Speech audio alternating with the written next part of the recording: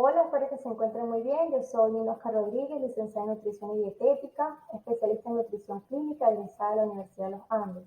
Trabajé como adjunto en la unidad de soporte nutricional y metabólico, así como la unidad de radioterapia y medicina nuclear del Hospital Universitario de Caracas. Y actualmente pues me dedico a la consulta privada acá en Medellín. En los próximos minutos vamos a estar conversando sobre la utilidad clínica de las técnicas versus los índices antropométricos. Los objetivos de mi presentación: definir la importancia de los indicadores antropométricos, discriminar entre técnica versus indicadores, analizar la evidencia científica y las conclusiones. Retomando un poco el título, ¿por qué le di el nombre de utilidad clínica de técnica versus los indicadores antropométricos? Y es que realmente la utilidad clínica de las medidas antropométricas que yo pueda tomar de un paciente actualmente van a tener mayor efectividad en el diagnóstico o la intervención nutricional, así como la asociación con patologías clínicas va a estar directamente relacionada en la capacidad que se tenga para desarrollar diferentes índices antropométricos que puedan tener una mejor sensibilidad y especificidad para el diagnóstico. Comenzamos entonces hablando sobre la importancia de los indicadores antropométricos, y es que ellos son importantes porque reflejan riesgo pasado o actual. Nos hablan sobre pronóstico a futuro y también nos permite evaluar la respuesta que está teniendo nuestro paciente con respecto a una determinada intervención. Debemos tener claro que existe diferencia entre lo que es una técnica y lo que es el indicador. La técnica se refiere a la pericia, habilidad, conocimiento, aplicación, mientras que el indicador es un índice estadístico que surge de la combinación de dos variables que se utiliza para medir o evaluar cuantitativamente el crecimiento y el estado nutricional.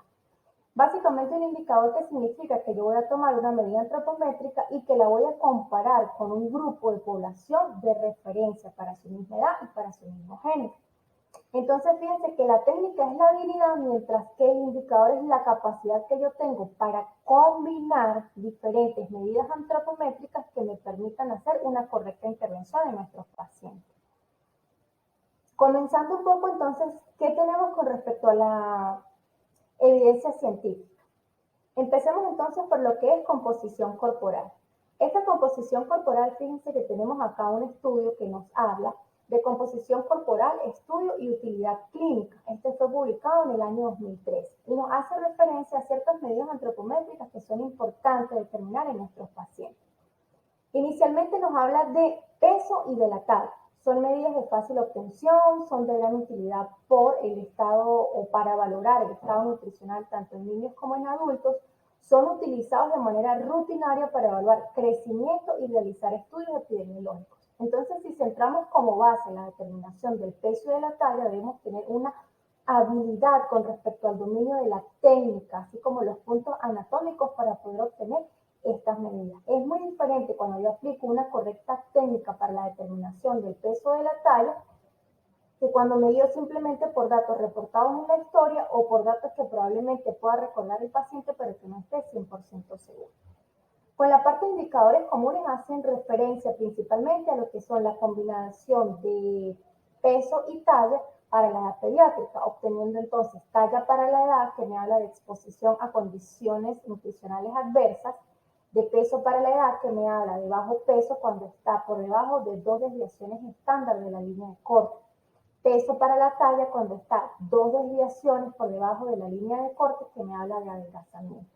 Estas 2 desviaciones estándar, ¿a qué se refieren? Existen tablas para la población pediátrica que han sido diseñadas exclusivamente para población venezolana, pero que también tenemos las de referencia de la Organización Mundial de la Salud.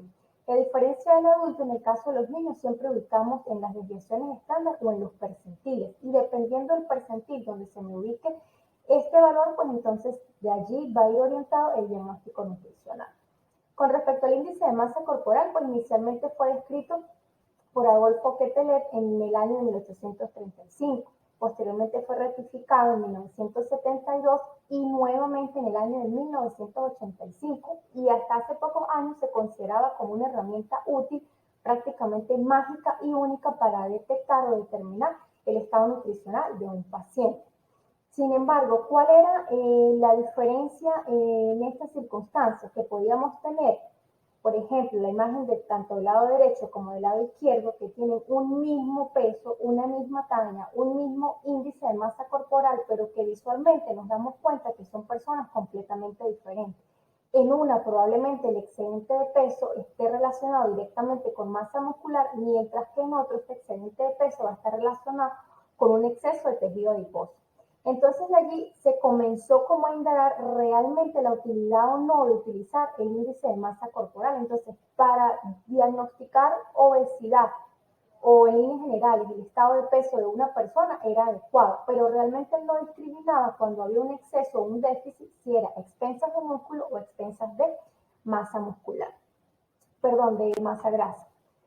Por otro lado, tenemos entonces la interpretación del índice de masa corporal en niños. Inicialmente no se manejaba porque se decía que los resultados que se obtenían previo a su cálculo no hablaban de la situación nutricional real del paciente. Y esto era motivado a los diferentes cambios en la composición corporal que van presentando los niños a medida que ellos van creciendo, donde la distribución tanto de la masa grasa como de la masa muscular va cambiando. En función de esto, entonces, se estableció que el índice de masa corporal en niños sí podía ser calculado, pero que este tenía que ubicarse en percentiles y no en rangos como se maneja en el adulto.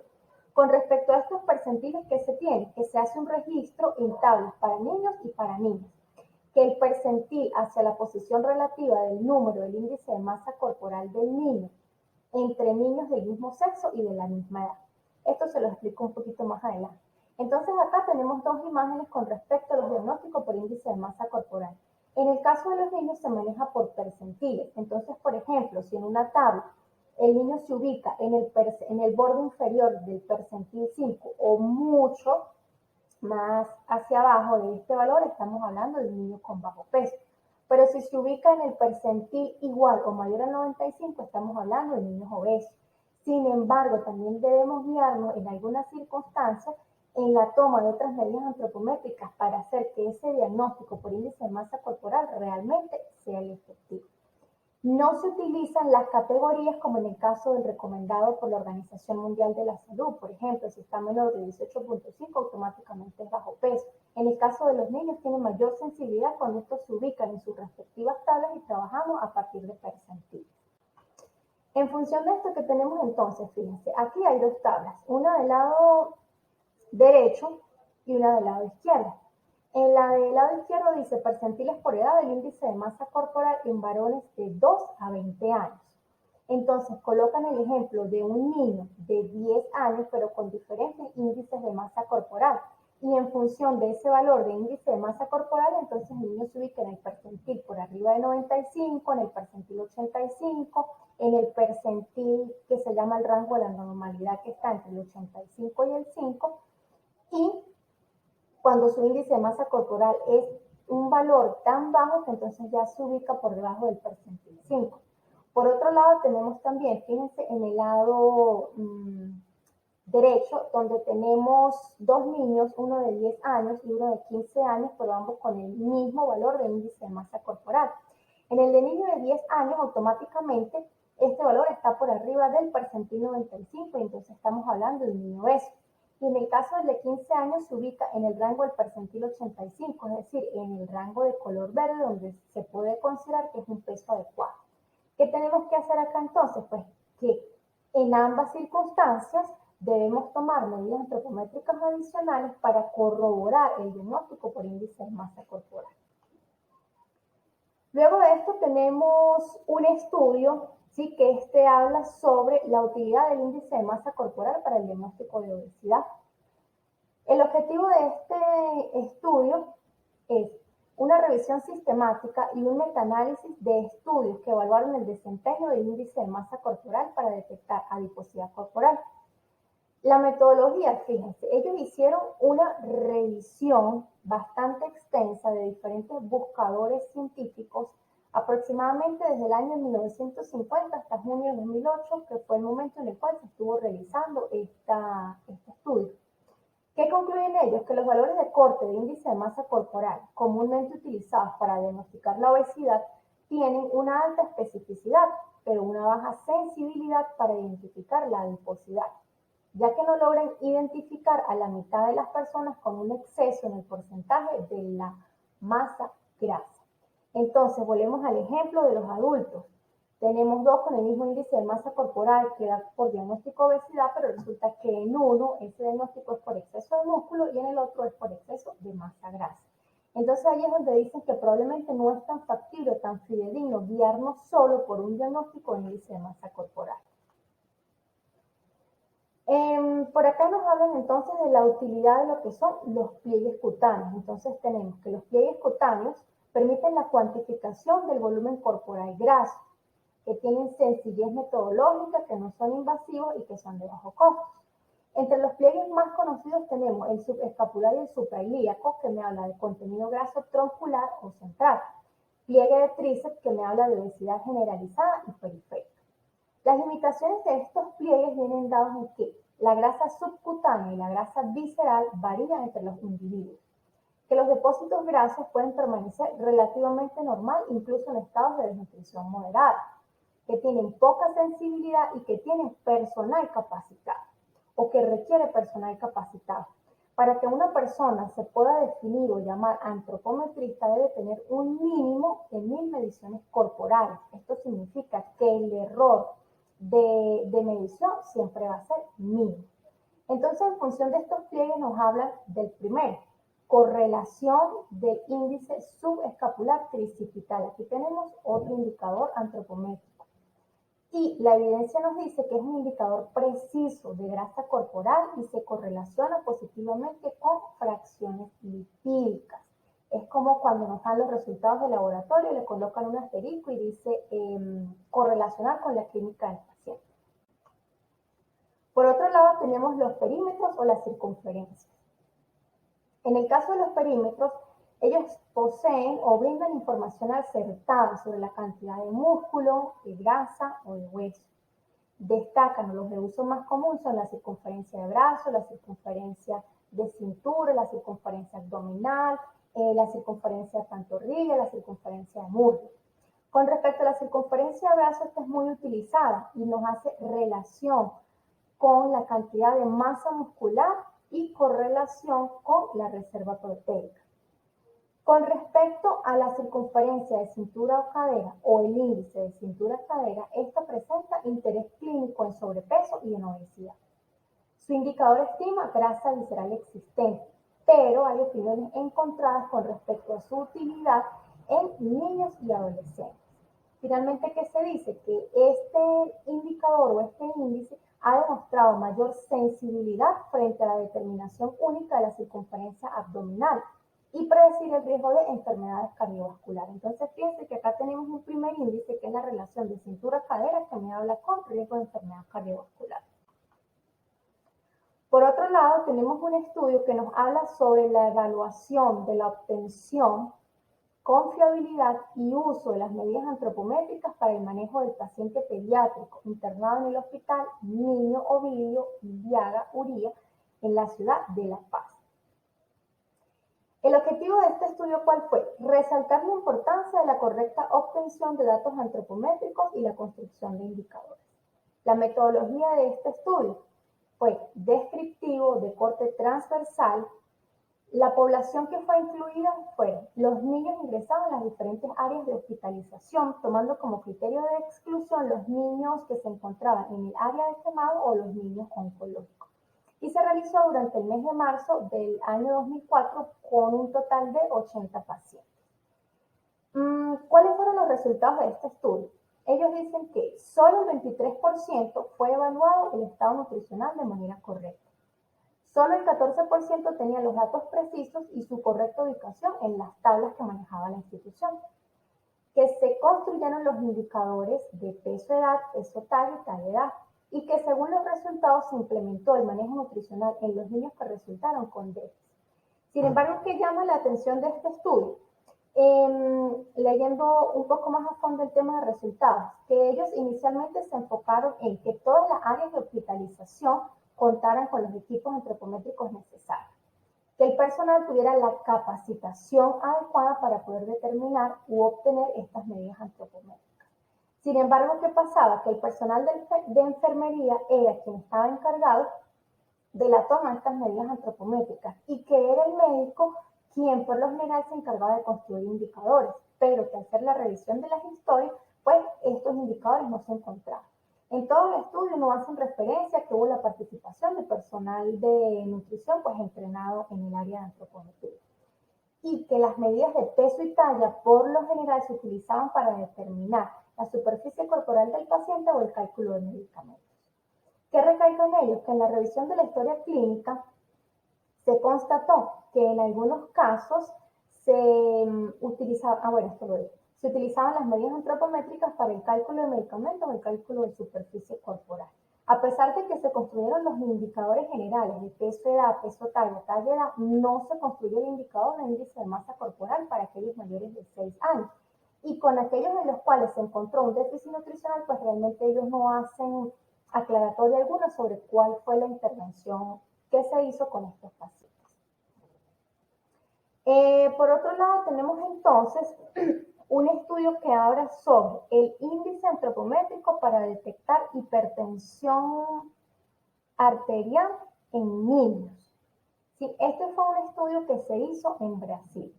¿Cuál fue el objetivo? Determinar el poder predictivo del índice de masa corporal, la circunferencia de la cintura, la relación cintura-talla y sus puntos de corte para el cribado de hipertensión arterial en niños y adolescentes del Brasil. ¿Cuál fue la metodología de este trabajo? Fue un estudio transversal, incluyeron estudiantes de 6 a 17 años, la población total fue de 1.139 niños, la monitorización de la presión arterial se hizo a través de un monitor digital, el peso a través de una balanza digital, la talla a través de un estadiómetro portátil y las circunferencias a través de una cinta métrica. ¿Cuáles fueron los resultados en este estudio? Que la prevalencia de la presión arterial fue alta en toda la muestra, que la inactividad física se encontró en 32% de este grupo y que probablemente esto estaba fuertemente relacionado con los valores de presión arterial alta que se encontraron. Que el índice de masa corporal tuvo una precisión elevada para predecir la presión arterial alta, que la circunferencia de cintura fue el principal predictor de la grasa abdominal y correlaciona positivamente con la presión arterial alta, y que el índice de cintura-talla tuvo un desempeño bajo para identificar la presión arterial. Sin embargo, esta conclusión es muy controversial porque existen también otros estudios en los cuales se ha utilizado este índice y la correlación ha sido positiva. ¿Qué recomiendan ellos? Que se haga énfasis en que todo chequeo o evaluación médica de los niños y adolescentes incluya una monitorización de los valores de presión arterial, puesto que en esta población se encontró que era elevada. Luego tenemos entonces, o pasamos a otro punto, que sería la utilidad clínica de los pliegues cutáneos. Fíjense que ya hablamos de composición corporal, ya hablamos de circunferencia, ahora vamos a hablar de pliegues. Tenemos entonces un estudio que habla sobre la evaluación de la composición corporal en pacientes con insuficiencia renal crónica. El objetivo de esta población fue trabajar con pacientes de diagnóstico de insuficiencia renal crónica sometidos a hemodiálisis, incluyeron un total de 30 pacientes. Y la determinación de la composición corporal a través de la antropometría y los métodos de conductividad eléctrica. La antropometría, ¿cómo se determinó? Se obtuvo el peso seco postdiálisis, la altura a través de un estadiómetro, se determinó perímetro braquial y los pliegues de bíceps, de tríceps escapular y suprailíaco. Adicional a esto, utilizaron métodos de conductividad eléctrica para conocer la composición corporal, entre ellos trabajaron con el DEXA, conocido como el Gold estándar, o la bioimpedancia eléctrica que fue aplicada inmediatamente, culminado el DEXA. ¿Cuáles fueron los resultados? Entonces, fíjense, con respecto al porcentaje de la masa grasa, el DEXA arrojó un valor de 27.3 más o menos 10.3. La sumatoria de pliegues de 30.7 más o menos 7.1 y la bioimpedancia eléctrica de 26.6 más o menos 7.9. ¿Qué concluyen ellos? Que la bioimpedancia tiene mejor concordancia con la DEXA como Gold estándar y que la sumatoria de los pliegues puede sobreestimar o subestimar la masa grasa. Esta sumatoria de pliegues, o porque ellos consideran que puede subestimar o sobreestimar. Y esto depende entonces de la pericia de la persona que esté realizando las medidas antropométricas. Se debe hacer un mínimo de 3 medidas y posteriormente hacer un promedio.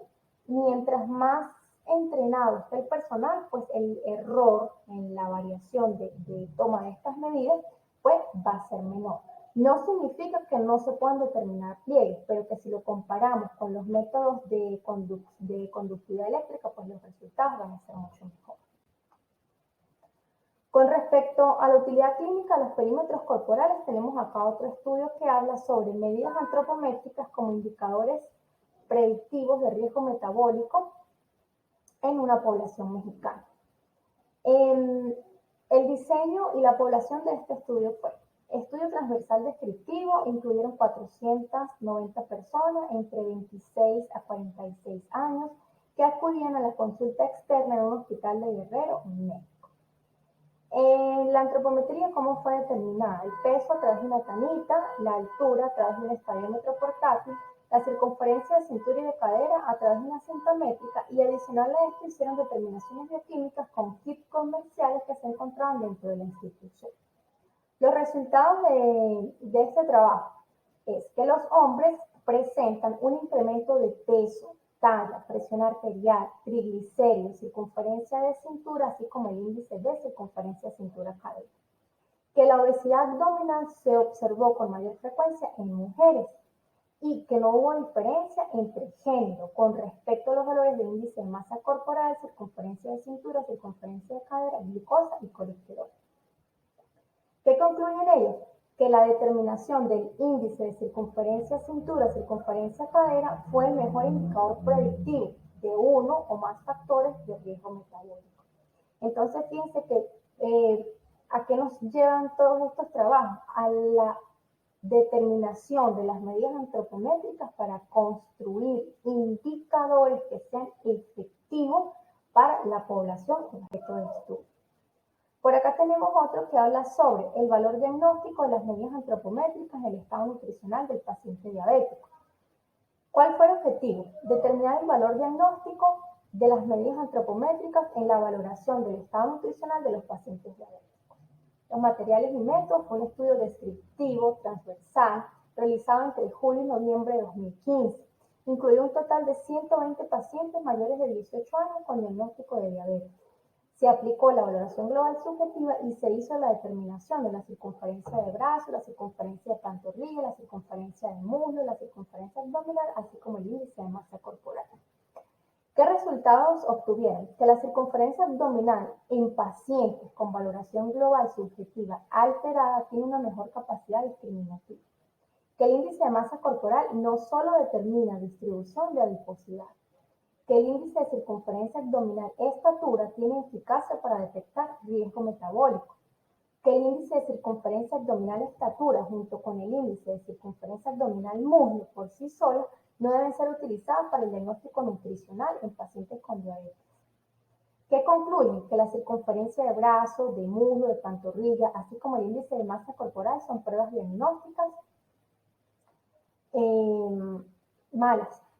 Que la circunferencia abdominal, el índice de circunferencia abdominal estatura y circunferencia abdominal muslo son pruebas diagnósticas regulares y que la valoración global subjetiva estándar es el GOL o el instrumento de oro.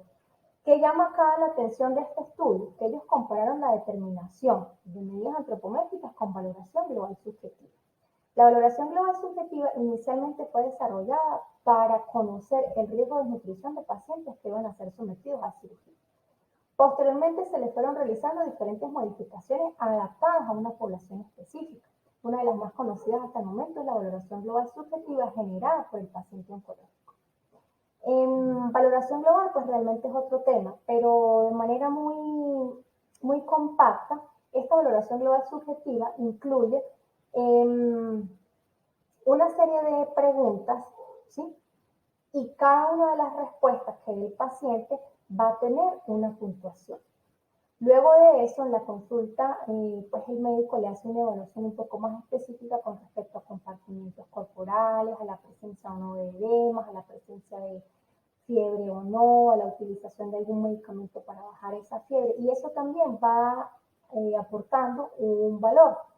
Una vez que que se obtengan todos los subtotales de cada punto de esta valoración global, se saca un total. Este total me va a clasificar a mi paciente en A, B o C. A está bien nutrido, B moderadamente sospecha de desnutrición y C el paciente está fuertemente desnutrido. Su compromiso nutricional es importante.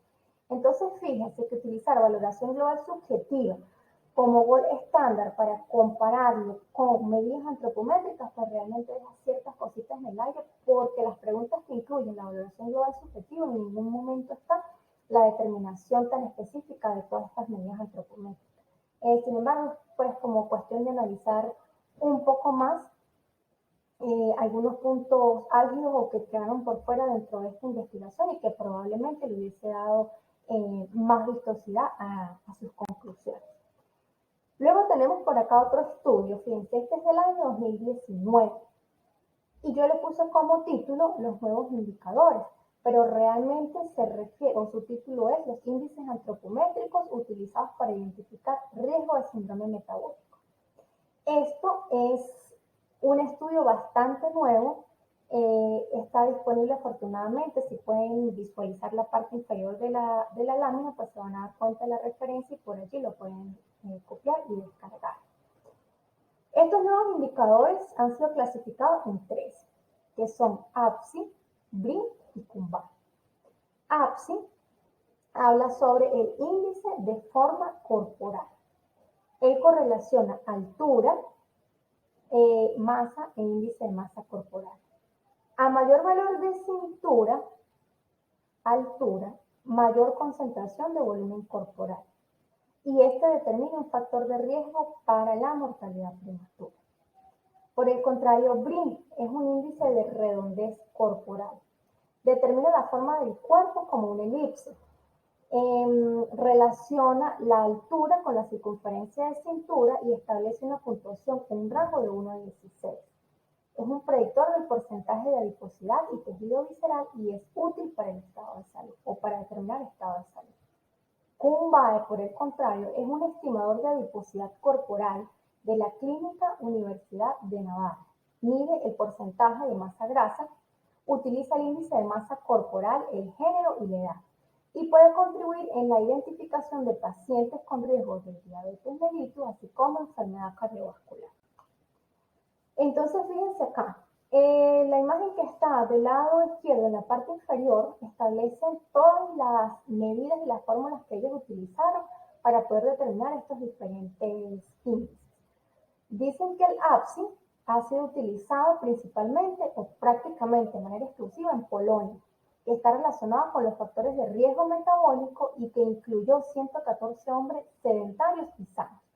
Por el contrario, el BRI y CUMBAE aún no son utilizados para evaluar el estado de salud, riesgo metabólico en una población. ¿Qué dicen ellos? Que aún es difícil determinar cuál de estos tres es el mejor índice o el mejor indicador del estado nutricional para poder identificar personas con síndrome metabólico. En función de esto, ¿qué hicieron ellos? Bueno, el objetivo de esta investigación fue determinar la capacidad predictiva de los nuevos índices antropométricos para identificar síndrome metabólico en una población polaca. El diseño y muestra fue un estudio transversal de 2010 a 2012. Los datos, tomaron también como referencia datos del estudio polaco-noruego. Incluyeron determinaciones de analítica, presión arterial, antropometría, datos demográficos y estilo de vida. Y el total de participantes fue de 13.172 personas en un rango de edad de 37 a 66 años de vida. La antropometría, ellos determinaron altura, peso y circunferencia de cintura.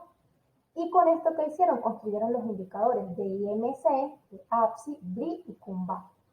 La analítica y la presión arterial, lo que fue glucosa y lípidos, lo determinaron a través de técnicas convencionales y la presión arterial a través de monitores digitales. Ellos hicieron un énfasis con respecto a la parte sociodemográfica y estilo de vida, y en la parte sociodemográfica le dieron un peso especial a lo que fue los años totales de estudio, la ingesta diaria de etanol, tabaquismo y actividad física. Con respecto a los años totales de estudio, ellos hacen como referencia, y pues que no suene como ofensivo, que a mayor nivel académico o mayor grado de instrucción probablemente sea mucho más fácil que, dependiendo de los resultados del estudio, pues las indicaciones que se den, la población sea más consciente y tenga una mejor capacidad de entendimiento y de aplicación. Ellos establecieron criterios para hacer un diagnóstico de síndrome metabólico y dice que debían tener presente 3 o más de los siguientes criterios: una circunferencia de cintura mayor o igual a 94 centímetros en hombre y mayor o igual a 80 centímetros en mujer; glucosa en ayuna mayor o igual a 110 miligramos de decilitro; los triglicéridos mayor o igual a 150 miligramos de decilitro, creo que lo repetí; colesterol HDL menor de 40 miligramos de decilitro en hombres y menor de 50 miligramos de decilitro en mujeres, y que la presión arterial sistólica debía ser mayor o igual a 130 milímetros de mercurio y la arterial diastólica mayor o igual a 85 milímetros de mercurio. ¿Qué concluyen ellos? Pues con esta investigación bastante compleja, diría yo. El índice antropométrico de mayor utilidad para identificar el síndrome metabólico en polacos fue el índice de circunferencia de cintura-altura. Los índices recomendados posteriormente son CUM-BAD para hombres y GRI para mujeres. Esto desde el punto de vista como de la especificidad para el diagnóstico del síndrome metabólico. Los resultados de este estudio confirman una utilidad satisfactoria del índice de masa corporal y de porcentaje de grasa corporal para identificar el síndrome metabólico, mientras que APSI resultó ser el peor predictor, es decir, el más débil para el diagnóstico de este síndrome. Para evitar un diagnóstico tardío de síndrome metabólico se debe considerar la posibilidad de establecer puntos de corte para los indicadores en cuestión que permitan diagnosticar a las personas con un solo componente.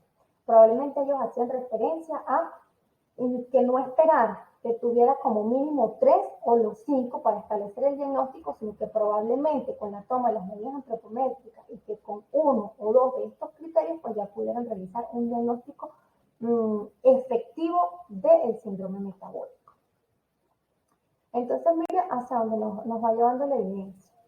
Por acá tenemos otro estudio que nos habla de indicadores antropométricos como determinantes o predictores de la fragilidad en adultos mayores. Esto es un estudio de Brasil.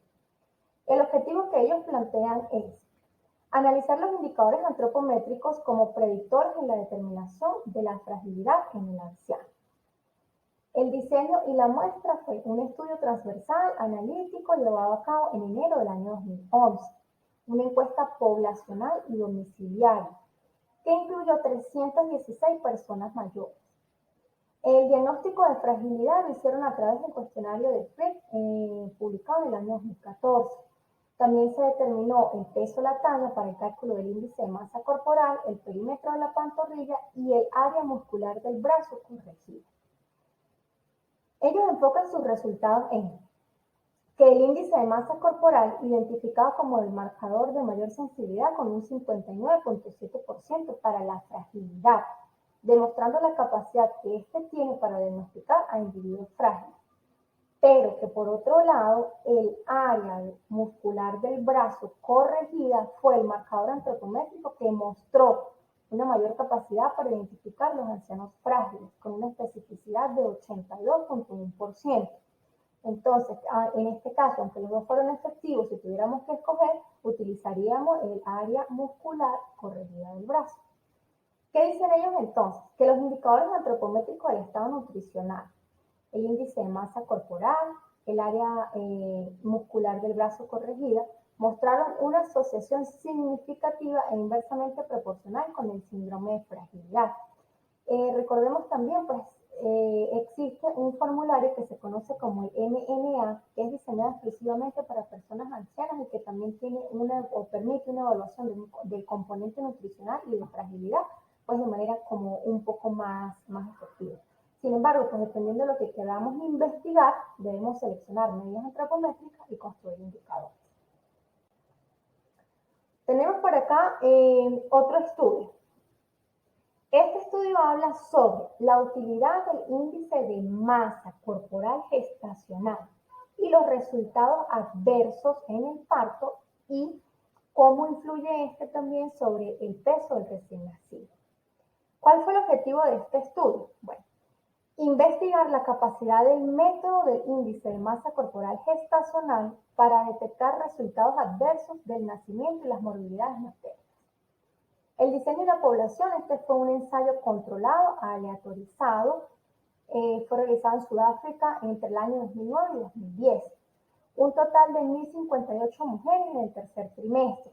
Esta población ellos lo tomaron porque venían también con otro estudio, pero que incluía a las mujeres en otras etapas o semanas de embarazo y decidieron entonces aquellas que ya estaban en el tercer trimestre, pues que fueran partícipes del estudio, pues previo diligencia de consentimiento informado, entre otras cosas. La antropometría. A las madres se les determinó peso y talla para calcular el índice de masa corporal. Y a los recién nacidos, por la ficha clínica, se obtuvo el valor del perímetro cefálico, el peso y la talla en nacer. ¿Cuáles fueron los resultados? Fíjense que por índice de masa corporal, el 44.23% estaba en normopeso y el 33.08% eran embarazadas obesas. Que las pacientes con bajo peso tenían mayor riesgo de parto prematuro y un aumento en la mortalidad neonatal. Que las pacientes con normopeso, de manera sorprendente, presentaron un mayor número de eventos adversos, como abortos espontáneos o la muerte neonatal. Y en el caso de las pacientes obesas, permanecieron 24 horas o más en sala de hospitalización y fue el grupo que ameritó un mayor número de cesáreas. ¿Qué recomiendan ellos? Que el índice de masa corporal gestacional se implemente como estudio piloto y que la simplicidad y efectividad del mismo se evalúe como una herramienta de detección. ¿Por qué en este caso es importante utilizar medidas antropométricas o indicadores antropométricos que nos permitan un diagnóstico efectivo? Porque recordemos que existen países en vía de desarrollo en los cuales este tipo de circunstancias o de efectos adversos generan un costo importante en el sistema de salud. Por lo tanto, a medida que se haga un mayor control en la prevención tanto de la ganancia de peso de la mujer embarazada como las medidas antropométricas del niño, pues esto significa que el impacto en los costos de salud pues se va a disminuir. Tenemos también otro estudio que habla sobre cuál es el mejor indicador antropométrico para el control del embarazo. El objetivo, identificar los factores antropométricos que influyen en el peso al nacer para cada categoría de índice de masa corporal pregestacional. El diseño de la población fue un estudio observacional prospectivo realizado del 1 de abril de 2012 al 31 de marzo del 2014, que incluyó 159 gestantes. La metodología de este estudio fue clasificar a las mujeres por el índice de masa corporal pregestacional. Aplicaron criterios de inclusión y exclusión, tomaron medidas antropométricas como peso, talla, el pliegue bicipital, el tricipital, el subescapular, el suprailíaco, la circunferencia media del brazo, así como la altura uterina.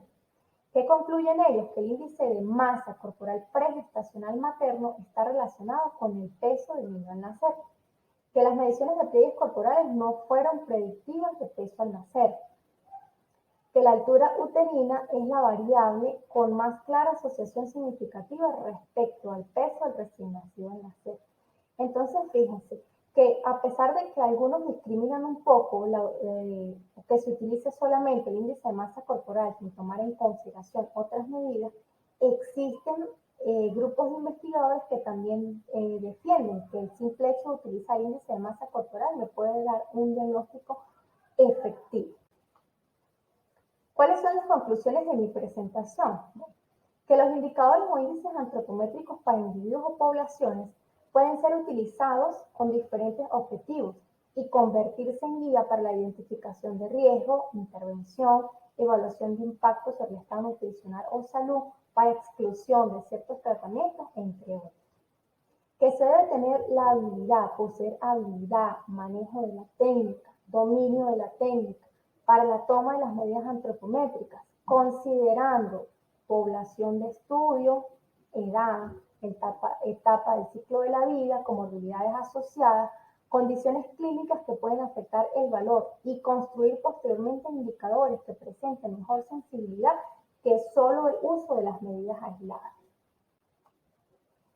¿Qué nos dice la evidencia científica entonces con respecto a la utilidad de estos índices? Bueno, para el índice subescapular y tricipital, que tiene una asociación positiva para el riesgo cardiovascular, aislados y distribución corporal o distribución de grasa corporal. Para el índice de circunferencia de cintura, circunferencia de cadera, que este presenta asociación sobre el riesgo de enfermedades cardiovasculares y distribución de la grasa visceral. Que los indicadores pediátricos nos hablan de estado nutricional y composición corporal. Sin embargo, estos indicadores pediátricos también nos permiten establecer de manera efectiva un diagnóstico nutricional y un diagnóstico de crecimiento, pero que para que ellos sean efectivos, no solo en la población pediátrica, sino en la población adulta, también se deben tomar de manera efectiva, de manera adecuada. Y que estos valores o resultados de esta combinación de indicadores sea ubicado en las tablas que corresponden a dicha población. Que el índice de circunferencia de cintura talla y circunferencia abdominal talla está directamente asociado con el diagnóstico de síndrome metabólico. Que el índice de circunferencia abdominal, circunferencia de muslo, tiene asociación con el riesgo de enfermedades cardiovasculares y metabólicas. Y que el indicador de índice de masa corporal en las embarazadas tiene una relación positiva con respecto al peso al nacer del recién nacido. Entonces, más allá, vuelvo a reiterar y he sido muy repetitiva, más allá de la simple toma de un pliegue, de una circunferencia, de un peso, de una talla, es construir indicadores adecuados y efectivos que me permitan una intervención adecuada en mi población objetivo, sea pediátrica, sea adulta, sea oncológica, diabética, la que ustedes quieran. Por último, solo me queda pues darles las gracias. Mi correo es nutricionsema@gmail.com. Por Instagram me pueden conseguir en @nutricionpisocáncer. Por acá les presento o les dejo varias imágenes alusivas a Medellín, la cual ha sido el estado que me da cobijo desde el año 2016. Son situaciones o imágenes características de lo que representa la cultura paisa. Tenemos pues los alumbrados en Navidad, el consumo del buñuelo con la natilla, que es típico en Navidad también, la bandeja paisa, el desfile de Feria de Flores, el teleférico que llega hacia el Parque Arví, que es muy similar a que nos lleva al Ávila, la plaza con las esculturas de Botero. A pesar de que hay imágenes muy bonitas, pues también hay imágenes que representan también el embate de la situación socioeconómica actual. Y algo que es muy característico, ¿verdad?, que me llamó la atención desde que llegué, es que en el caso de la mujer paisa es una costumbre mantener el cabello extremadamente largo, y es algo que también se observa en las pequeñas de casa. Muchísimas gracias por estos minutos que me permitieron para compartir con ustedes, que haya sido enriquecedor, y bueno, cualquier cosa, esta servidora está a la hora. Muchísimas gracias.